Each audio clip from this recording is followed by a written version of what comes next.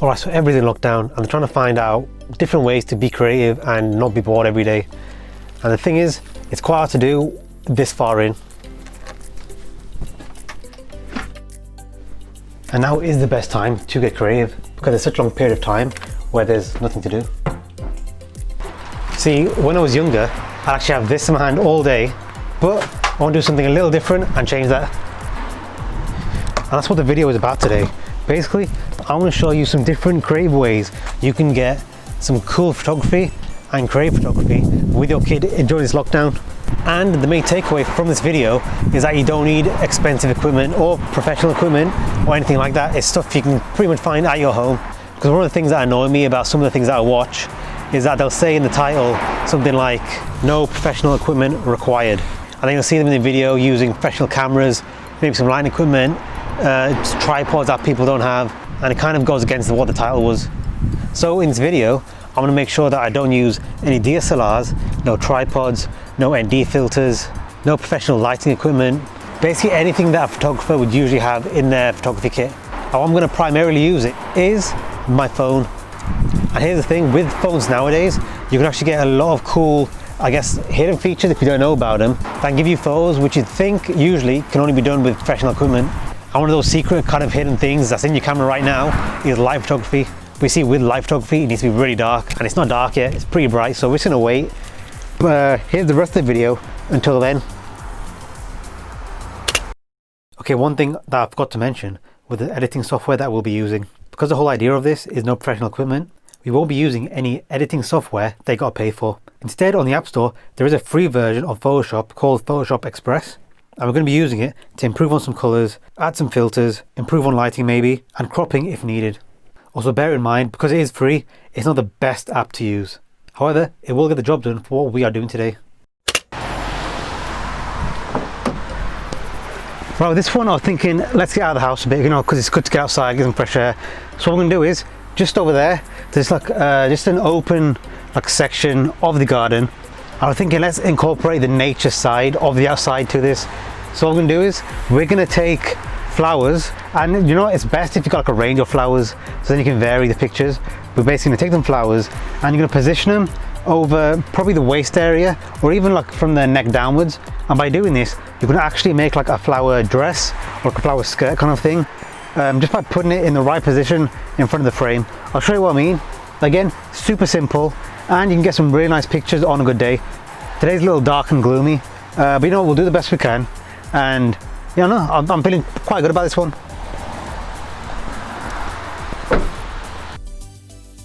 Okay, so I may have jinxed myself before I even started this, because I did just say just then that I was having some good feelings about this. However, in the whole process, it was actually quite difficult to get the flower into like where I wanted it, and to make it look realistic, and to make it look good, and even just to get them both in focus, both the flower and the subject. But you know what? I tried my best. However, I do think even though I'm having some complaints with this, what I actually came out with was actually pretty good, considering, this is supposed to be just a bit of fun for you and your family. So one thing you want to be wary of if you are shooting outside is the lighting, because during this shoot actually, as you can see in the footage, the light kept popping in and out behind clouds and stuff, and it wasn't that helpful. So just one thing to be wary of. So like I said before, it's probably best to use a variety of different flowers, because then I guess you can have different kind of looks, you can have different poses, you can also get a different kind of vibe from each kind of flower that you can use. For example, I feel like the rose looked very formal. However, I feel like the pink one after it had a bit more life to it. It was kind of frilly, and it just looked a bit more like party-esque, I guess. So yeah, honestly the best thing to do is just have fun with it and just try as much things as you can.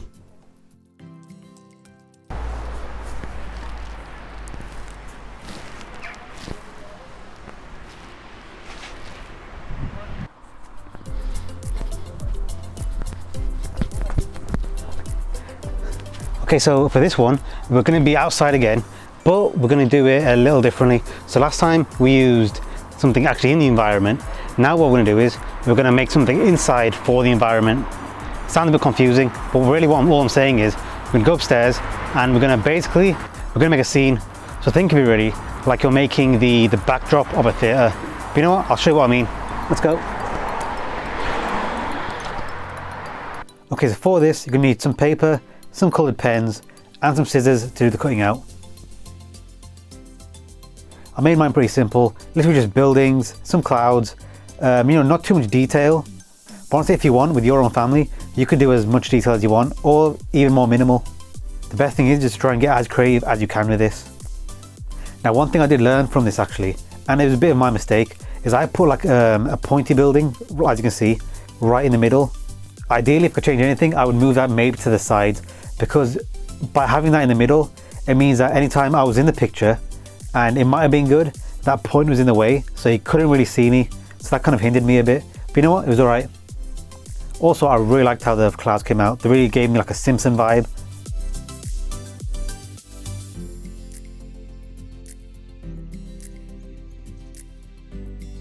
If you haven't guessed yet, I'm making a superhero scene. However, you don't have to do this. You can make anything you want. You could draw a castle and dress up as a princess or a knight. You could draw a car and you could be the driver in a race, or even something like a pirate ship and you're the captain. Anything you're interested in, just go for it.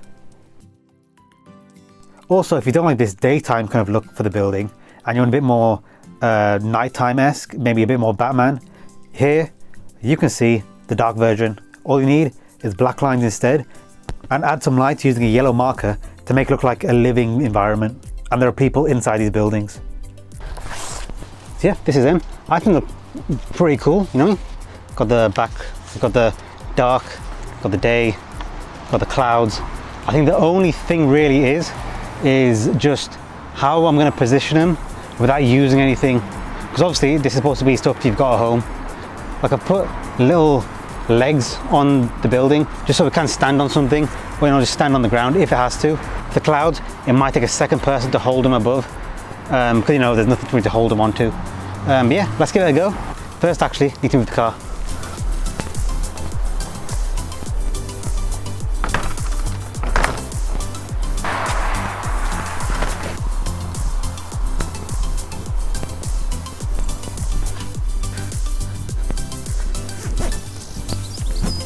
You know what, it's getting a little cold now, but it doesn't matter. So my idea was having the phone here looking towards the sky, just so I don't have any like buildings, cars, trees, stuff like that in it. Then have the phone in front of it, just so it's taking up some space and it gives you the idea that we're in the city, clouds above it. And then what I'm gonna do is I'm gonna jump from the back of the car off out of that into the air, and then hopefully, if I've got the right position right, I'll actually look like a superhero. But there's one more thing actually.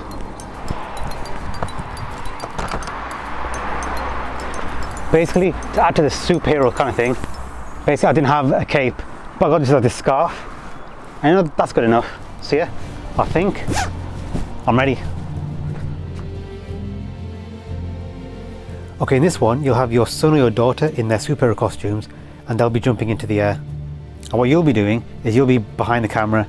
Now ideally as well, depending on how many things you've got in front of the camera, you might need a second person. Here I'm using my brother to hold up the clouds, and my sister was holding the buildings, whilst also taking a picture with the phone.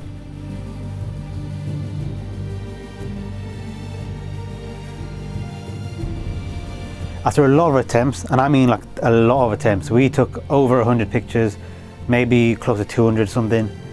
Like I said, it was because that pointy building was always in the way and I'd be covered by it. But yeah, after so many attempts, what we actually decided was to use something to hold the buildings up, just so my sister has a hand free, again just to move about a bit more.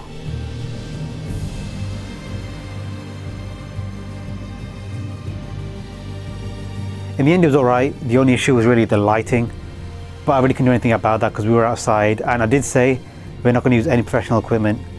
But again, for something that's a bit of fun just for you and your family, this is perfect.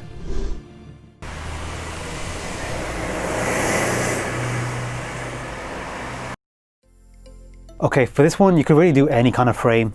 There's nothing really wrong or right about it. You could do this any color, any shape, any design. I've done a more of a geometric kind of style one, but again, you can do whatever you want.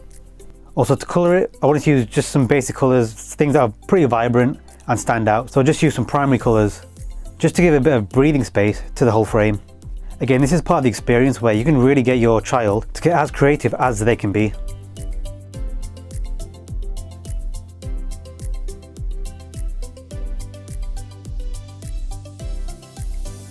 Also on a safe note, anytime there's cutting, probably best to leave that to a parent, but you know what, you already know that. Now I did say we're not going to use a tripod, so this is what I've constructed. Now it does look a little wacky and a bit out there, however, I've only done this just to prove to you that you really can make a tripod out of anything, even something this far-fetched.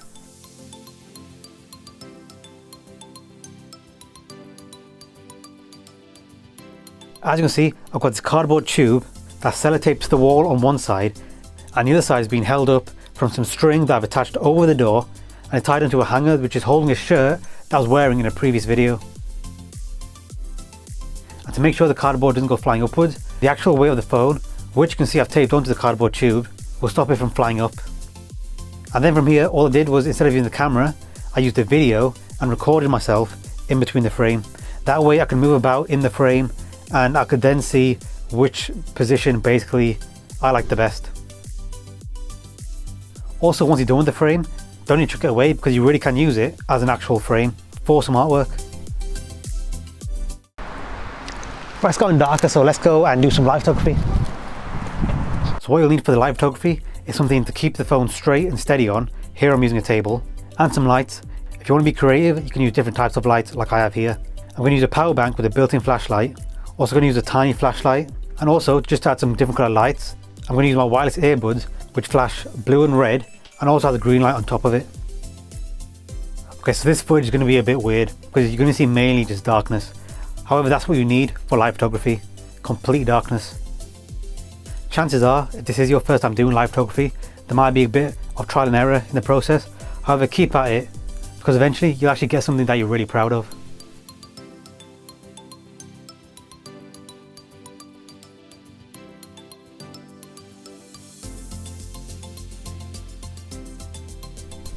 Alright, so all the pictures done. You know, it was a lot of fun. However, there's something I should tell you about the app.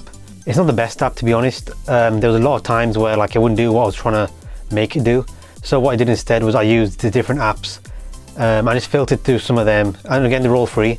However, there was quite a few of them because not all of them did what I wanted to do. So I guess that's a takeaway from using just free apps. But you know what, I got the job done in the end, and the end product is actually, I'm pretty happy with them all.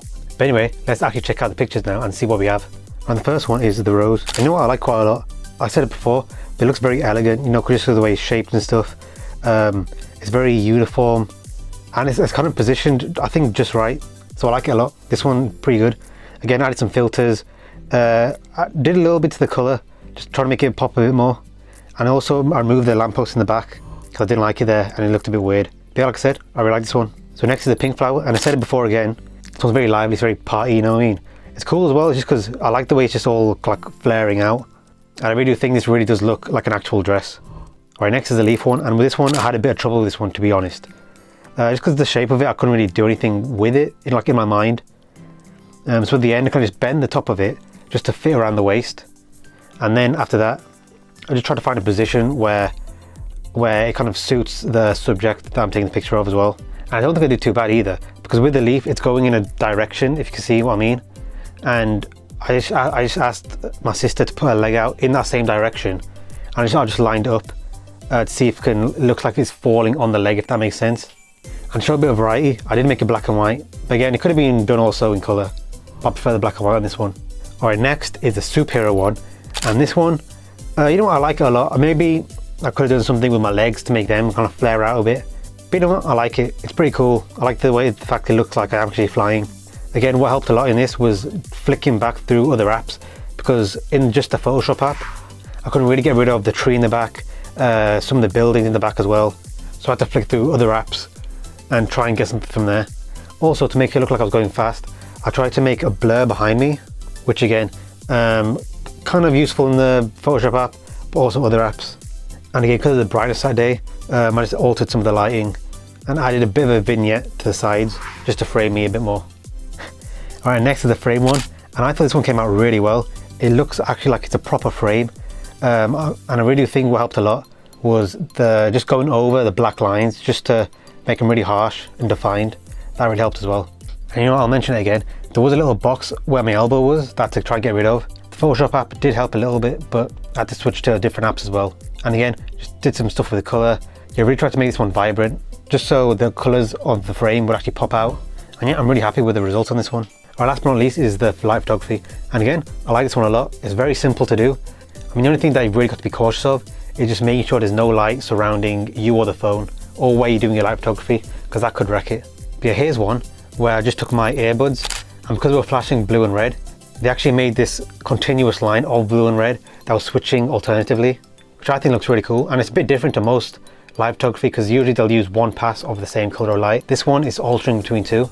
And I also like the way it's lighting up the table below it and giving that two-tone effect. Next is a very similar one, however it's just done with the small light that I used. With this one I like how thin the line is and almost how detailed it is. And it's only because the light I was using was so small that it allowed me to do that. And here it is from a different angle. This one I like as well, just because it looks like it's being like a UFO is taking it up or something, do you know what I mean? Just because of the shape as well of the light photography as well, which helps a lot. Here I tried to do something involving kind of the distance of the hallway. And you know what, it did kind of work. However, some attempts kind of came out more scary than others. Like this one of me trying to draw a person, that looks more terrifying than anything. I even attempted a cloud because I liked the one that I did for the superhero thing. Tried it again, didn't work out as well, but I think you can still tell that it is a cloud. I also tried to draw an eye. Not amazing again, but I think you can tell that it is an eye. Well, I think so anyway. This one I tried to use the environment a little bit more and tried to make it look like the light was bouncing off the walls. Anyway, it kind of worked. However, there was a light on, a very small light in the room you can see at the side, and that kind of wrecked kind of the side of the image, which is why I was saying you need to be really dark when doing this. And there you go, that's all my edits. You know what, I was pretty happy with them. I mean, the only issue was just the app really. But you know what, we got around that. It took a while actually. Actually, each of the photos actually took more time than I was planning on editing them on. I think they were taking about half an hour for each photo, just because of the whole, the removing aspect of it. But you know, I got them all done in the end. And to be honest, I'm pretty happy with the results. Alright, and thanks for watching. It's actually been a pretty fun video, and I hope it does go to show that you don't actually need any professional equipment to get some creative shots. It's just about thinking outside of the box really. But I hope you liked what you saw. If you liked it, please give it a like. If you're not subscribed yet, please subscribe. I'll catch you in the next video.